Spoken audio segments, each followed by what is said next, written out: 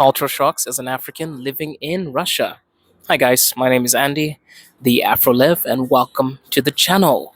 We're going to be talking about some cultural shocks, and this is actually part 4. So let's get into it. So the first thing is the smoking culture. When I came to Russia, I realized a lot of people smoke in public. That was so different for me. Like, I see some people with their vapes, their cigarettes, because back home, people basically get shunned for that. Like, any old lady on the street or any random person that sees you smoking in my country, Zimbabwe, Botswana, I'm from both of these places, they will scold you in public and say, "You're hurting the kids," or "You're killing yourself."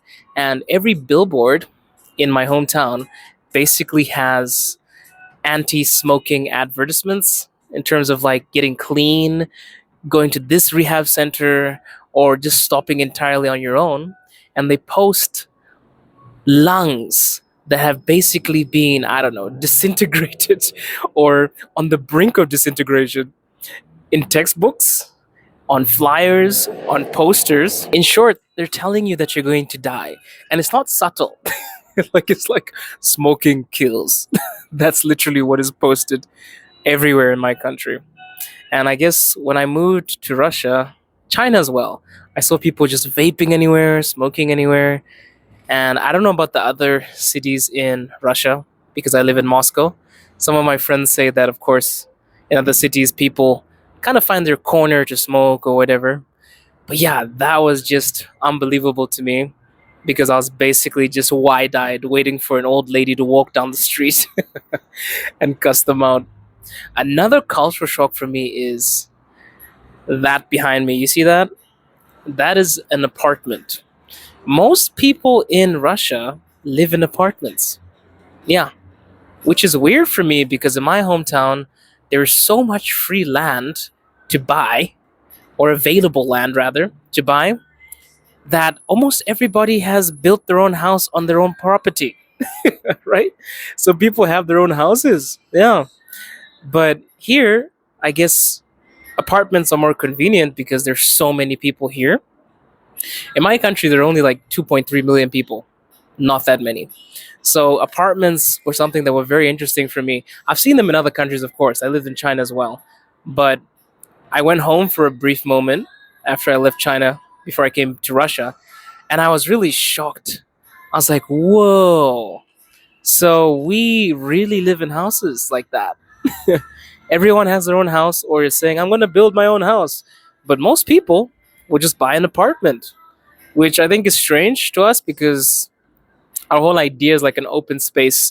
But I guess Russian people also have this. They have the dacha, right? They have the dacha that they have for summer vacations when they get together and they start to plant stuff, and they basically spend their holidays there.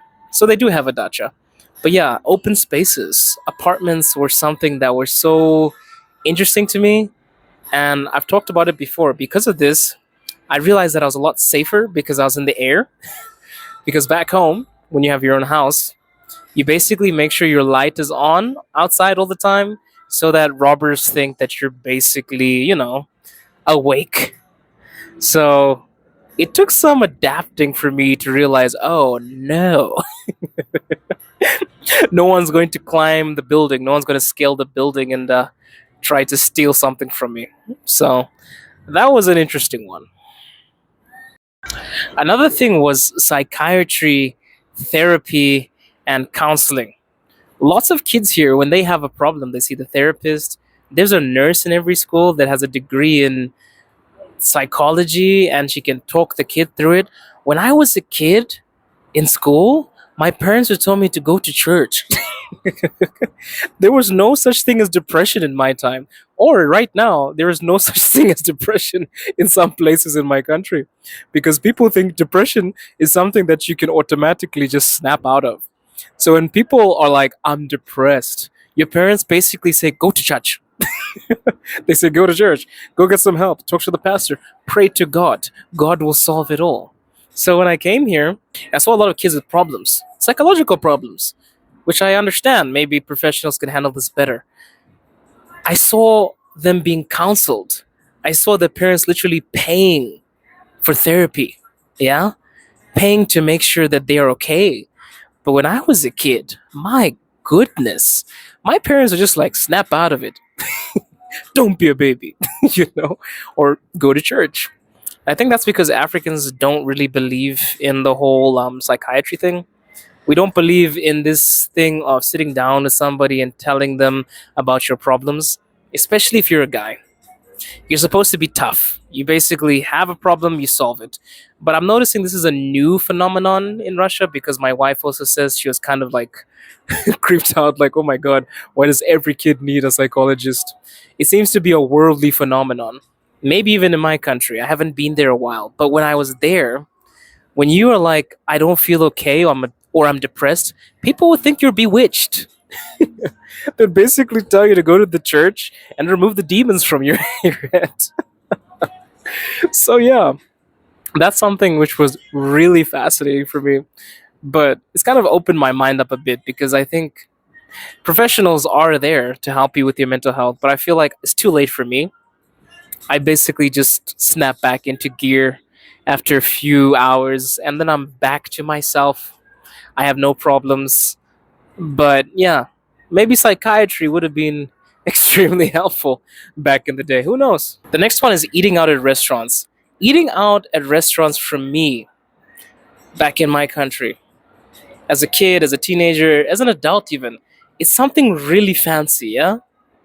Your parents would treat you to KFC or McDonald's when you did something good. People in Moscow eat out every single day.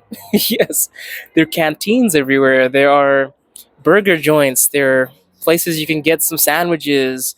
There are pastry shops. People are basically eating out every single day. And for me as a kid, for me as a teenager, even when I went back briefly, that was something that was very rare for me. Like, oh my God, we're going to KFC, we're going to McDonald's. But people in Moscow basically eat out every single day. And I think it's because, of course, the quality of life is better. So restaurants are not really such a big deal. So you're not like, oh my God, I'm going to eat out. People would even think you're rich. Oh my God, he's going to eat out the second time this week, you know? And now I'm basically getting something at a restaurant every day. Or maybe like, not every, well, every other day because my wife usually cooks. So maybe, I don't know, 3 times a week, which is just like, oh my God. If that was back home, people would be like, you're swimming in cash, buddy. Not to say that it isn't expensive. It is kind of expensive to eat out every day, but it's just like something that is a normal occurrence. It's not strange at all. It's not something that blows everybody's mind, like, oh my God, you know? It's just a normal thing. As we speak, people walking in the background are walking into a restaurant. And this is like a daily occurrence for people. And the last one is the ageism here. Yeah, people in Russia are told that they're supposed to get married in their early 20s. And when they pass 30, they're basically spoiled goods, which is also kind of the fact back home, back in the day. But now, people in my country are like, I gotta party all the way until 40 and then I'll get married. Believe it or not, a large number of individuals that get married nowadays are past 35. And they basically see that as their have fun period. For a Russian woman, that's detrimental, right? Oh my God, I'm 35. I'm dying. I'm old. I don't want to be here anymore. I'm so ugly. I'm getting older and nobody wants me. For people in my country, they're like, oh my God, I lived my life. I had fun. Okay, time to get married. And men will actually marry them, which is insane. Back then, it used to be the same mentality when you marry somebody young. For me, I never really saw that as something that's so important. Ageism, it's more of like a state of mind.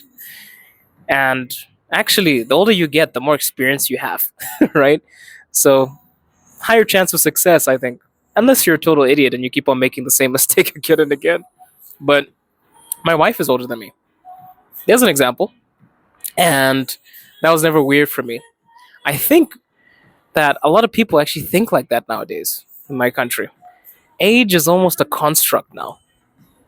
So I'm always shocked when people are like, oh, I'm getting old, I'm not married.